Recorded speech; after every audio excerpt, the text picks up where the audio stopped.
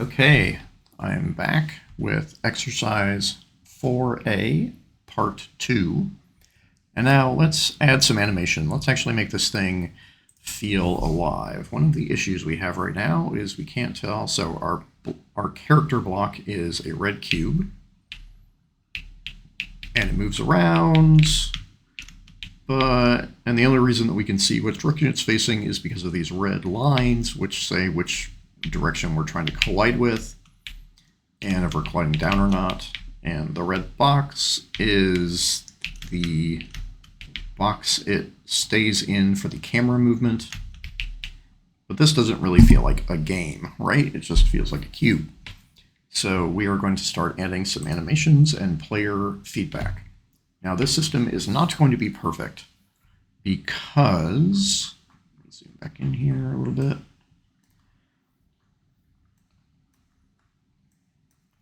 So the green, let me show you a little bit about how this works. So our bounds are a little bit inwards because we have a kind of a skin around this character. Here's where it's actually colliding, and then a bit that's a bit bigger than it. I think that's what that is. Anyway, we are going to have a character that's tall and thin, so it's actually going to collide in a bigger space. So this is not going to feel the best for game feel because the player itself is going to be kind of in this box, and in a more perfect world we would make the box collision box smaller, and we might be able to do that for enemies later. But for now, just so you know, we're going to have a character that walks around, but it's going to kind of float in air when it hits walls or the slopes. But that's fine for right now. We will fix it later. Or not. So I have this male base animation, and I am going to I'm actually going to back out of some changes I did in preparation for this video and then go through the system itself. But this is a sprite sheet based animation, and I am going to add animations and directions to this player controller. So first thing I'm going to do is I made the player prefab. I'm going to open the prefab. Let's not do it that way because that's kind of ugly. Let's just go into our prefabs and we have our player. Okay, so there's the player. And actually, I made that smaller.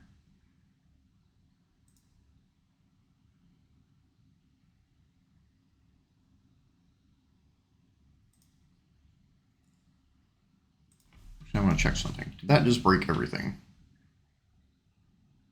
It did. Okay. Right, okay. Open the player. We are actually going to reset the collider to 1, 1. There we go. If you make it smaller, the player will actually not collide correctly and start flying into space, which we really do not want. So we have the player. It's got these quad mesh filters. I'm going to turn off the mesh renderer. So we have that.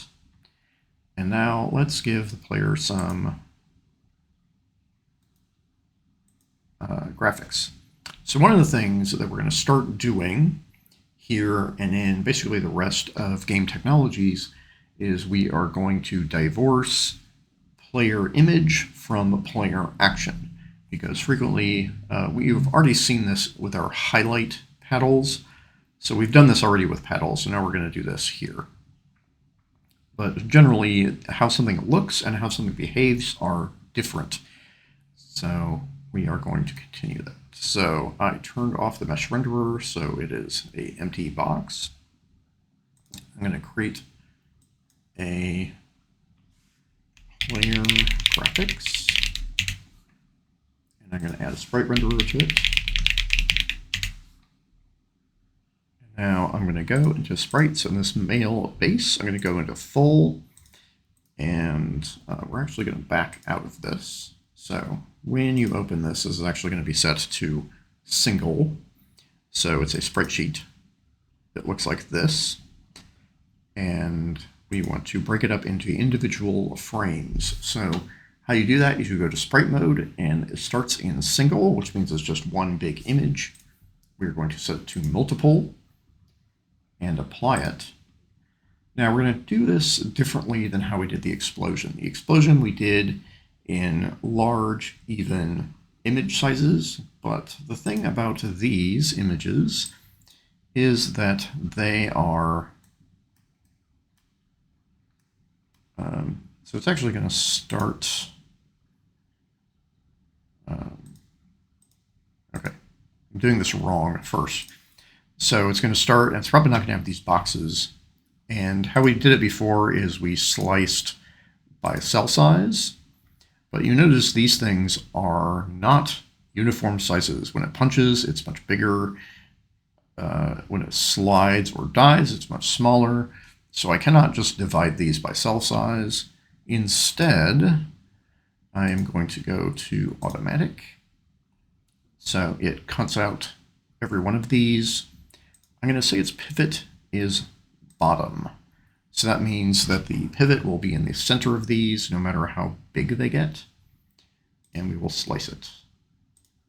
And so I select these, I can see the pivot, which is this little circle, is down at these characters' feet on all of these. And this character has different widths and sizes and different lengths of animations. We're going to use the idle animation, which is just this standing animation. We're going to use this walking animation, which is 1, 2, 3, 4, 5, 6 images. There's also a crouching animation. There is a jumping animation. And there's a falling animation. So we're going to use all of these, or definitely 1 or 2 of these things. So, and there's also some attack animations and jumping attack animations. We are not going to deal with those. So once I've got that, I'm going to hit apply. So it keeps it. And then the first thing I'm going to do is grab these player graphics. And I am going to grab the advent_full1 and drag it into there. And now you see it is tiny. So what we are, but it is, its pivot is at its feet, which is what we want. So I'm actually going to drag the character down to be at the bottom of the collider. And now I'm going to grab my scale tool and scale it up until it's about there. So the player is tall enough, not exactly wide enough. So its collisions on the sides are going to be a little strange, but for now, that's okay. So that's idle. And so if I save and then come out, now we have a character who moves. And so yeah, you can see they kind of float on the edges. Might be able to fix that later, but for now, we are not. And I'm actually going to turn off gizmos. So there we go. So now we want our character to animate and actually look in the direction we're moving, because right now that does look pretty gross. Other work eventually would be to have the character tilt so that they actually match the wall, the slope that the character goes up, but right now we're not going to worry about that. Okay, so how we do this is with the animation system. So much like the, let's go back into editing prefab for now. So the player graphics themselves are going to get an animation. So we need, much like our explosion, an animator and animator. And I'm going to make a new folder under assets. We call this animations. And to be well organized, I'm going to create another folder off of, not C#. I'm going to create another folder. Sorry, that caused a compilation. It's going to take a second. Create folder. I'm going to call this player. So if I have different animations for different creatures, later on I can do that. So the player and the player graphics are going to, in this player, now I'm going to create an animation controller, and I'm going to call it player controller.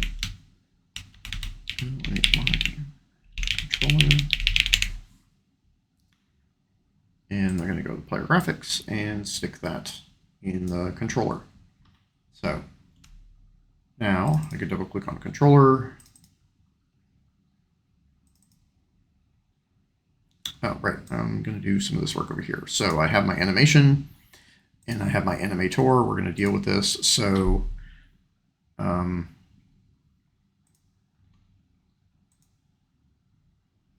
want this animator and animator start. So now we're going to have different states. So first thing we're going to do is have an idle state. So I'm going to create state. So I'm in my animator. Make sure I have my player's graphics selected. Make sure I have my player controller selected. And now I'm going to right click and do create state. I'm going to say empty. And we're just going to call this idle. And now we are going to create an idle animation. So animation, and we're going to call this player idle. And we're going to loop it, although it's going to be a 1-frame animation. So now that I have this player selected, I have this idle selected. I'm going to drag a player idle into it. And now let's actually have player idle. So I'm going to go to this animation tab. And then I'm going to go to my full character. I'm just going to drag this into here. So I hit play, it kind of wiggles back and forth because it only has 1 frame. And this is just the, hey, I'm not doing anything, I'm just going to stand here. This might actually be a variety of animations. Many games have a base idle animation and then one it goes into if it waits about 10 seconds or something. So for right now, that's all. It's just a 1-frame animation.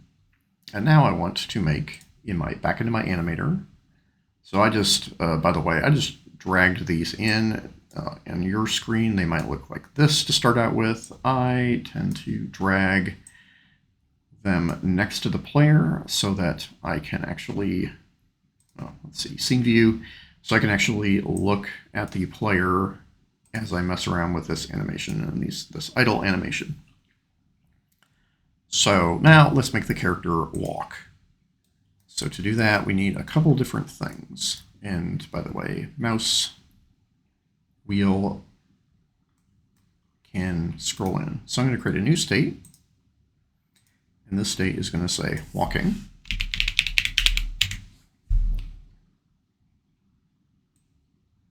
And we need to get into the walking state from the idle state and back. So when I am walking, it will move the feet. When I'm not walking, it does not move the feet. So I am going to right click on idle, say make transition, and drag it into here. And then I'm also going to right click on walking and make transition to there. And now I need a new animation, which is animation player walk. And that's an empty animation currently, but just to make sure it's doing it, I move it into here. I'm going to change its speed later, but for now, so first we need a way to transition from walking and idle. So I'm going to select the arrow from idle to walking. I am also going to select my parameters. In my animator, I'm going to hit the plus, and I'm going to make a Boolean, which is walking. And then I can now select here, hit this conditions button, hit the plus, and it defaults to walking is true. I'm also going to grab this, I'm going to unselect exit time And we have the slider, which means we can transition from one to the other. I'm just gonna move it to walking. So as soon as I'm walking, it's just gonna be in walking mode. And then also in this plus, I'm going to add the condition of walking is false and do the same thing, just drag all these over so that it stops walking immediately and just goes into the idle, because our character really doesn't ramp up the movement, just is walking or isn't walking. Okay, so right now player walk doesn't do anything. So if I have the player graphics selected and I'm in my animation tab, I can now select different animations. So player idle has the sprite, and I can show the sprite right there. And I did that with this dropdown. And so I want the player walk.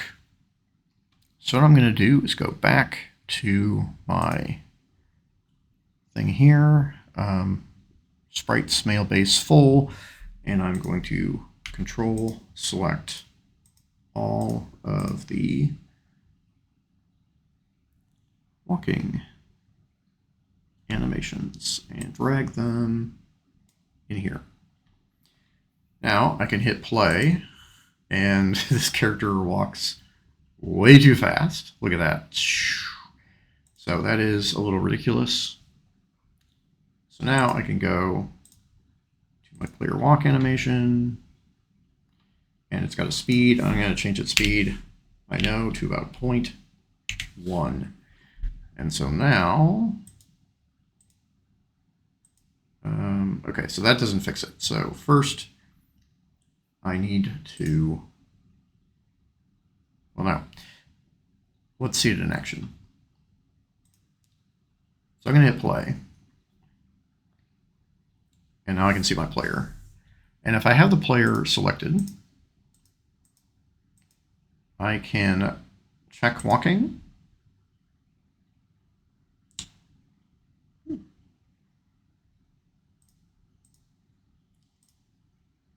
I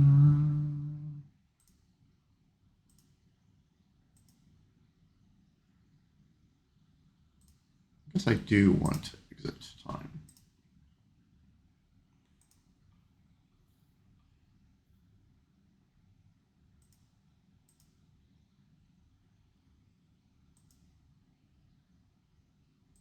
Huh.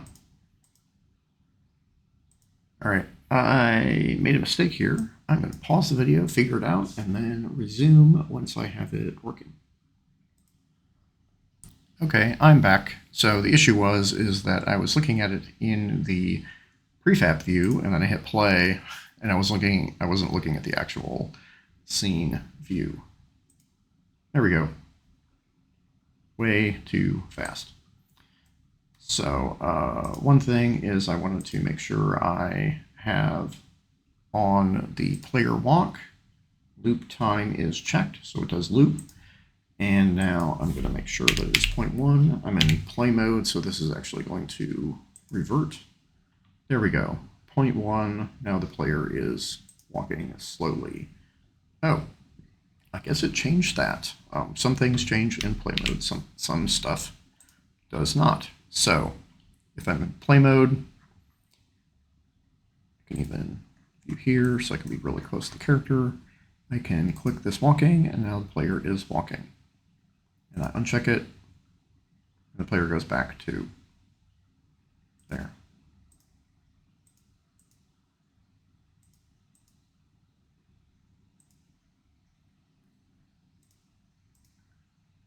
I'm going to uncheck exit time, I think. There we go. I do want to uncheck exit time on the going from walking to idle so that it interrupts the current walk cycle and just goes directly to idle. So to review, I have an idle state, which is a speed of 1. It has a transition, walking is true, which does have an exit time because it's constantly doing it. Walking, which is set to 0.1, which is my player walk. And then it has to transition back to idle of no exit time and all that there. Okay, so Sweet. Now the question is, how do we make this happen while the player is playing instead of me checking or unchecking this? So what we're going to do is now finally go to our player input script.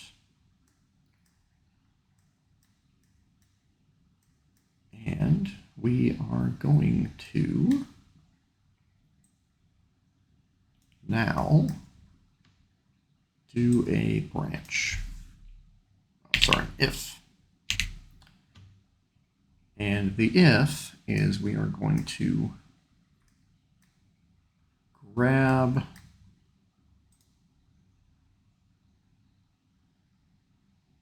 so we have a flow variable. Sorry, I haven't explained this. Flow variables are just in this flow. They're not actually in the blackboard, so I can't actually see them. And it's temporary. So I'm actually going to get flow variable. And the flow variable I have is directional input. I am going to vector to get x. And basically, I want to do an equal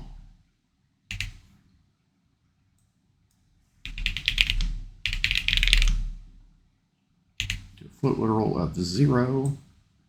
So if I'm holding it down, it's going to be anything but 0. If I am not doing anything, then it's going to be 0. So no input is 0. Otherwise, it is true. So if does not equal 0,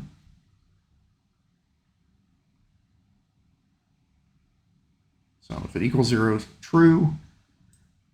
And so then what we're going to do there is we're going to get component in children. And we're going to get its animator. So we're going to grab the animator out of the child, which is the graphics. And then we are going to set bool. So we're going to do animator set bool. And the name is, I'm going to call it walking. So walking, and okay, I just did a logic thing. If it's equal to 0, then walking is false. Control C, Control V. If it is not idle, then walking is true.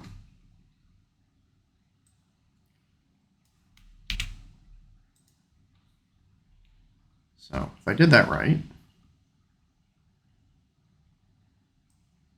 player standing here. Ooh, all right. I broke something.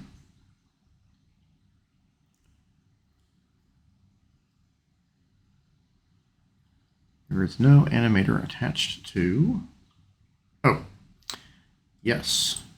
Make sure we connect our things because we got the component and then we didn't do anything with it. So get component in children, this animator, and then make sure you feed that animator into the set bool. Otherwise, it will try to change the animator that's on the player component, which does not exist.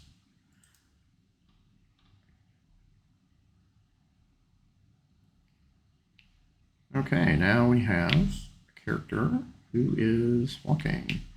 And they are not just walking, they are also moonwalking. Let's go back to scene view. Yeah. Okay, so we should probably fix that. So we're going to fix that, and then I'll show you how to do the other states in the next video. So finally, what we should do is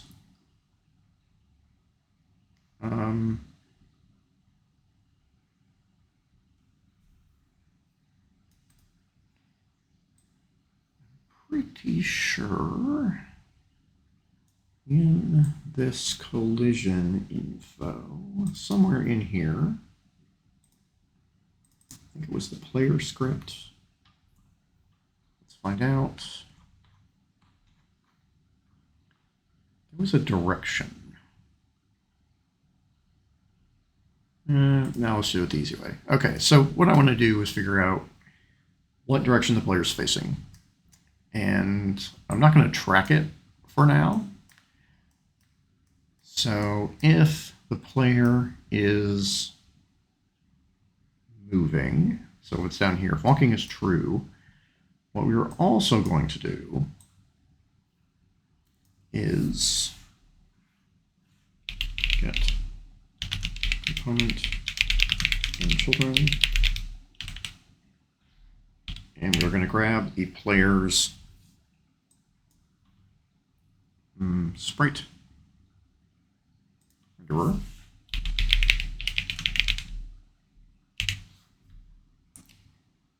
And what we're going to do is set flip x.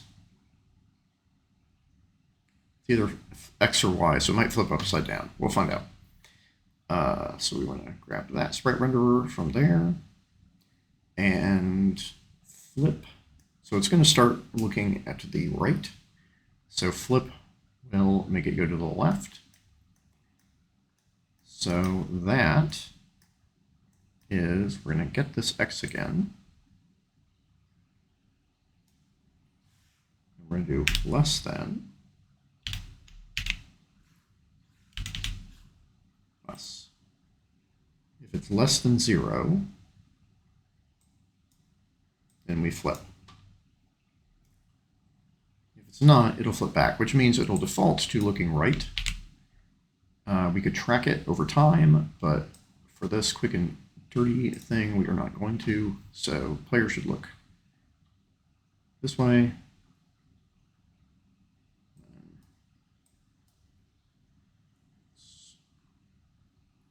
Make this bigger. That didn't help. There we go. Hit left, hit right. Oh, right, and if it's not moving, it doesn't flip it. So now it'll stay in the direction the player is looking. So there we go.